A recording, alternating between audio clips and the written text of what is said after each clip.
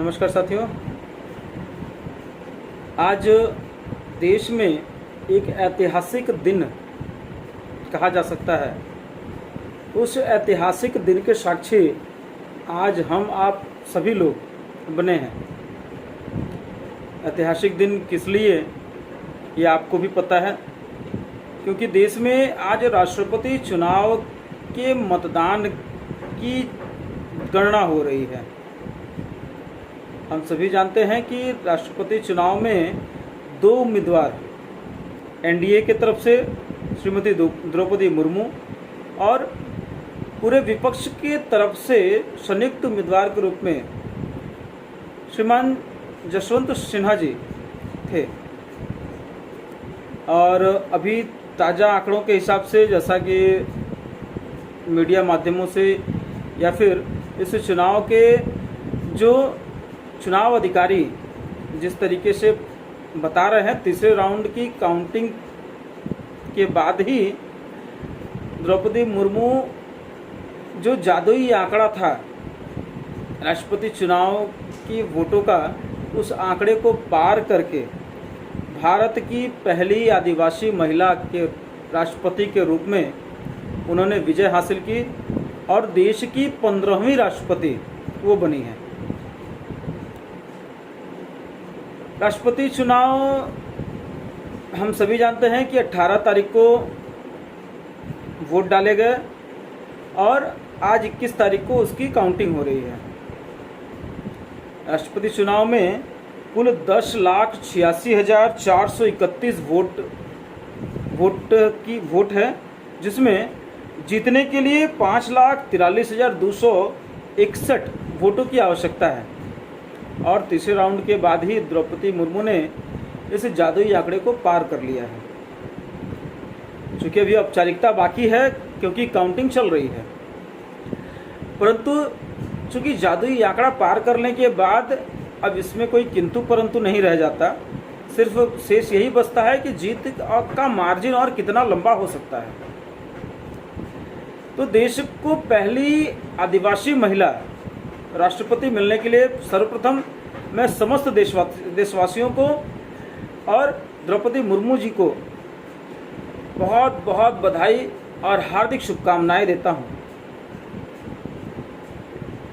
मित्रों, हम जानते हैं कि द्रौपदी मुर्मू जी का जीवन बहुत ही संघर्षों और बहुत ही कष्टों के साथ बीता।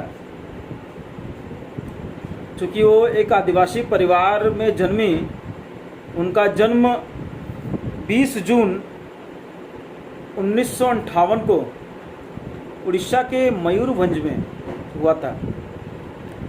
और हम जानते हैं कि बहुत पिछड़ा इलाका होने के नाते बहुत ही कष्ट के साथ उन्हें अपना जीवन व्यतीत करना पड़ा। और अपने जीवन की शुरुआत उन्होंने एक शिक्षक के रूप में शुरू की। धीरे धीरे जब राजनीति में गई और उड़ीसा में 2 बार वो विधायक चुनी गई और सर्वश्रेष्ठ विधायक का पुरस्कार भी उन्हें दिया गया। उसके बाद 2015 में उन्हें झारखंड का राज्यपाल बनाया गया और बहुत ही भली भांति झारखंड के राज्यपाल के रूप में 2021 तक उन्होंने काम किया। और जैसा कि आप जानते हैं कि अब हमारे देश की 15वीं राष्ट्रपति के रूप में उनका निर्वाचन हो चुका है। परंतु क्या दोस्तों, सिर्फ इतना जान लेना ही सब कुछ है? ये सारी चीज़ें तो समाचार माध्यमों से हम लोग लगातार सुनेंगे और सुन रहे हैं, परंतु उनके संघर्षों की कहानी और उनके राष्ट्रपति बनने का सफ़र क्या सिर्फ इतना बोल देने से हो जाता है कि वो किस तरीके से राष्ट्रपति बनी? नहीं मित्रों, इनके राष्ट्रपति बनने के पीछे आपने समाचार माध्यमों में अभी आप ये भी सुनेंगे कि कितने सांसद और कितने विधायकों ने क्रॉस वोटिंग की। हो सकता है हमेशा होते रहा है, क्रॉस वोटिंग से राजनीतिक दल के लोग करते रहे हैं, तो उसके बारे में बात करना बहुत ज़्यादा ज़रूरी मुझे नहीं लगता। हाँ, ये जरूर है कि तत्कालीन भारत सरकार के विरुद्ध जिस तरीके से विपक्ष एकजुट होने का प्रयास कर रहा था, उस प्रयास को कहीं न कहीं एक बहुत बड़ा झटका लगा, क्योंकि उन विपक्षी सांसदों और विधायकों ने ही क्रॉस वोटिंग करके एनडीए के उम्मीदवार द्रौपदी मुर्मू को अपना वोट दिया है।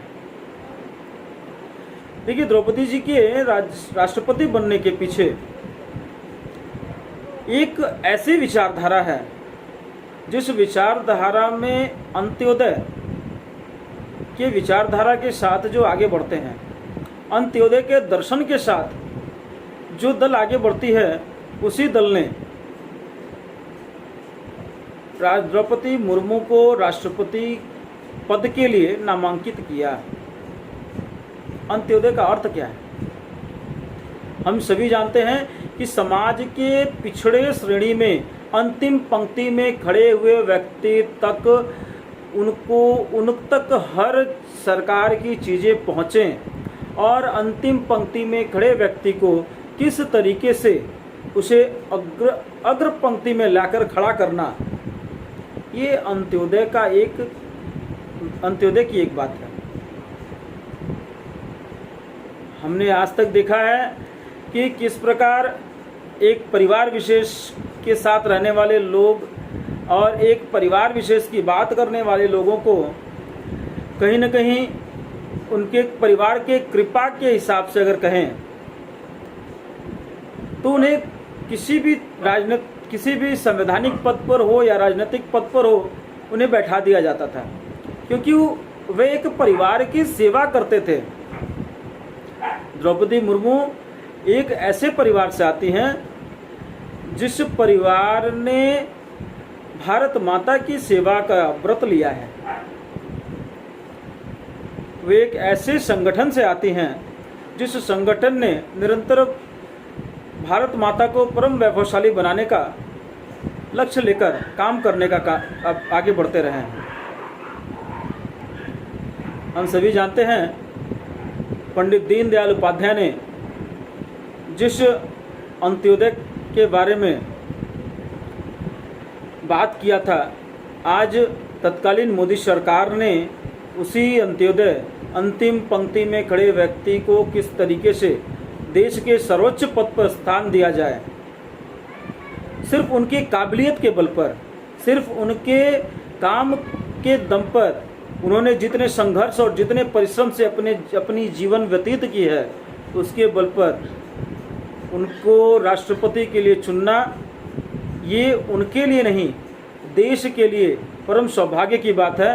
और ये इस भारत देश में ही हो सकता है कि एक आदिवासी महिला भी हमारे देश के सर्वोच्च पद पर बैठ सकती हैं। ये सिर्फ हमारे देश में ही संभव है। हमारे देश की खूबसूरती है साथियों कि नाना रंग, नाना भेद, नाना प्रकार के लोग, फिर भी हमारा देश एक, फिर भी हमारा संस्कृति एक। और इसी संस्कृति, इसी देश के लिए हमको निरंतर आगे बढ़ना है और इस देश को परम वैभवशाली बनाने के लिए हम अपने कार्य में लगातार आगे बढ़ते रहेंगे। आज बहुत ज़्यादा कुछ नहीं कहूँगा। द्रौपदी मुर्मू जी को एक बार पुनः देश की पहली आदिवासी महिला राष्ट्रपति बनने पर कोटि कोटि अभिनंदन और कोटि कोटि शुभकामनाएं देते हुए अपनी बात को ख़त्म करूँगा। जय हिंद, वंदे मातरम, भारत माता की जय।